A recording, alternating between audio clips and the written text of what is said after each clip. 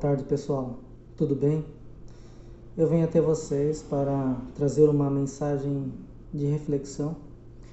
Eu estive hoje em um supermercado almoçando e prestei atenção em diálogos que estavam acontecendo paralelo a mim. No meu lado direito haviam duas mulheres, no meu lado esquerdo haviam outras duas mulheres. E elas tocaram num assunto que entristeceu muito o meu coração e me lembrou uma passagem das Escrituras Sagradas que eu vou fazer a questão de ler aqui, tá? Uma passagem muito famosa, a passagem dos sinais que Jesus revela do fim dos tempos.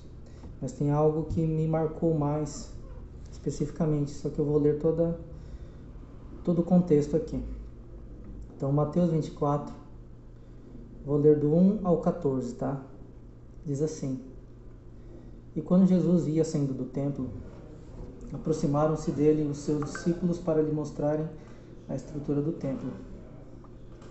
Jesus, porém, lhes disse: Não vedes tudo isso? Em verdade vos digo que não ficará aqui pedra sobre pedra que não seja derrubada.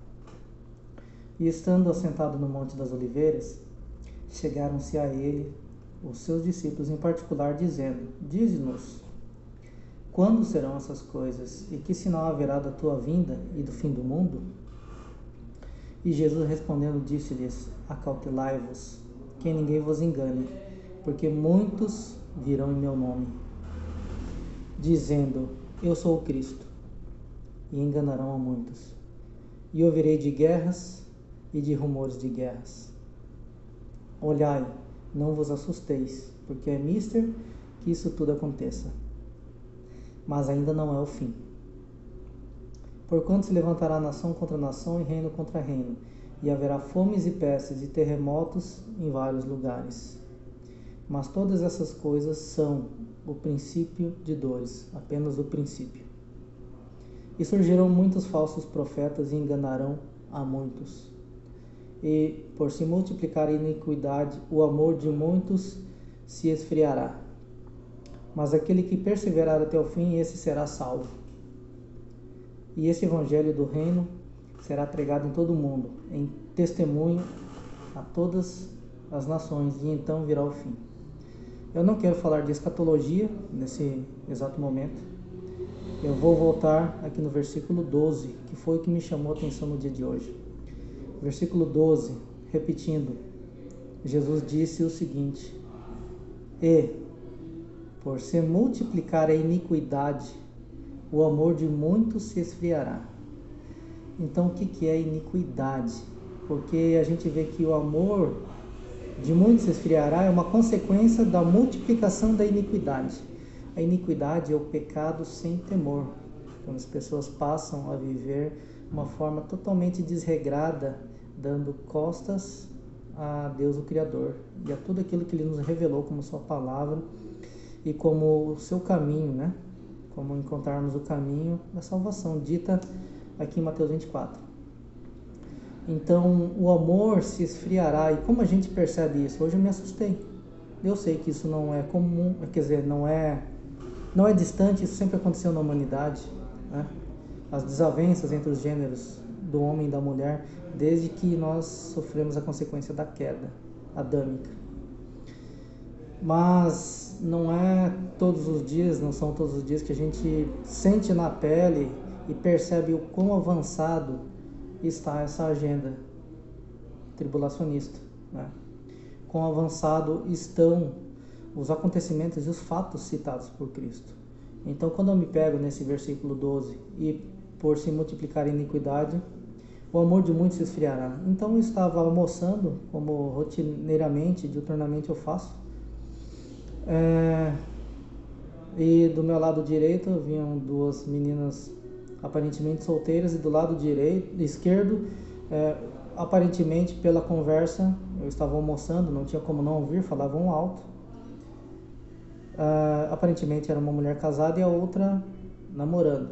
E ambas as situações, ambos os lados, o cerne da conversa era o mesmo. Estou insatisfeita com o meu namorado, com o meu esposo, e eu quero terminar. Mas isso já aconteceu outras vezes, eu tenho medo de ficar sozinha. Daí também os relatos eram corriqueiros de ambos os lados, sem haver uma conexão entre as duas, entre os dois casais de mulheres conversando, no caso, né?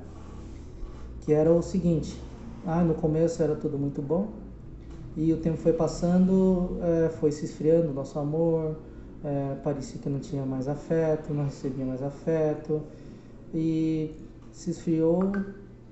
Então decidi terminar, porque eu tenho que ser feliz, eu preciso ser feliz. Então essa é uma seta venenosa, tóxica, que Satanás conseguiu colocar na mente das pessoas. Os homens, a gente percebe que os homens estão fracos, frouxos, né? E as mulheres o tempo todo insatisfeitas, nunca estão contentes com o companheiro que tem. Onde que está o problema central disso tudo? O amor se esfriou. Mas por que esse amor se esfriou? Porque as pessoas estão desapegadas do temor a Deus.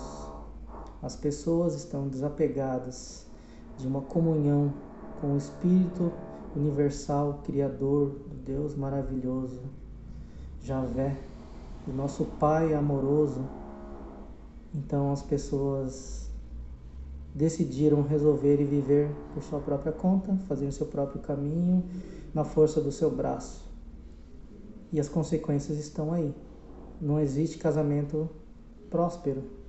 Muitos casamentos são de fachada e muitos estão encerrando, e alguns nem começaram, já estão terminando. Então é um desafio muito grande fazer com que relacionamentos prosperem de forma saudável nos dias atuais. E isso é um reflexo da profecia que Cristo Jesus nos entregou há mais de 2000 anos atrás. Então fica aqui um desafio para você que ouve nesse momento: se perguntar, se questionar, refletir se vale a pena viver essa moda de trocar relacionamento, trocar pessoas, cônjuges, né? Namorados, parceiros, né? Por tão pouco. Ninguém investe mais em ninguém. Tudo é motivo para trocar o namorado, trocar o esposo, trocar a esposa. Será que está certo isso? Onde nós vamos parar? Por que isso tudo? Não vale a pena investir em mais ninguém.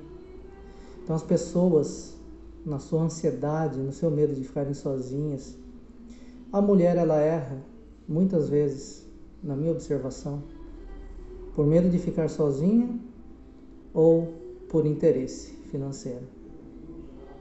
E o homem, muitas das vezes, ele erra porque ele não quer uma parceira, mas ele quer um troféu. Ele quer alguém para exibir para os demais. Então, isso gera consequências, tanto sociais, psicológicas, quanto no âmbito espiritual. Gente, vamos despertar. Vamos despertar.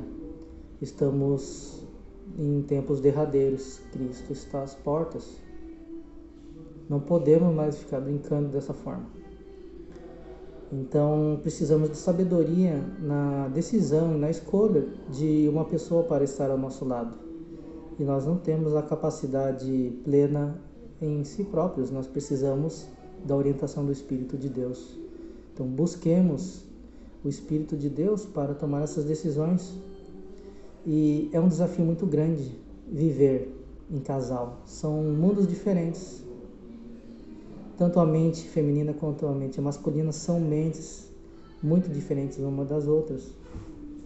Mas não há um problema nisso. Deus quis assim e fez dessa forma. E elas se complementam quando se existe um propósito único entre as duas. Uma mente com o projeto e outra mente dando suporte, né? Então eu fiquei muito triste de perceber isso hoje. E eu falei, eu vou gravar um vídeo e vou comentar com os meus irmãos de fé e esperar que essa mensagem toque no seu coração. Talvez você seja uma pessoa que esteja vendo esse vídeo e pensando em encerrar um relacionamento E isso gera uma consequência muito grande. Então avalie, ore, entregue nas mãos de Deus, pague um preço, um sacrifício espiritual com o Senhor. Não se desfaça assim das pessoas, as pessoas não são descartáveis. Porque um dia você descarta, outro dia você é descartado. Até onde vai isso? Né?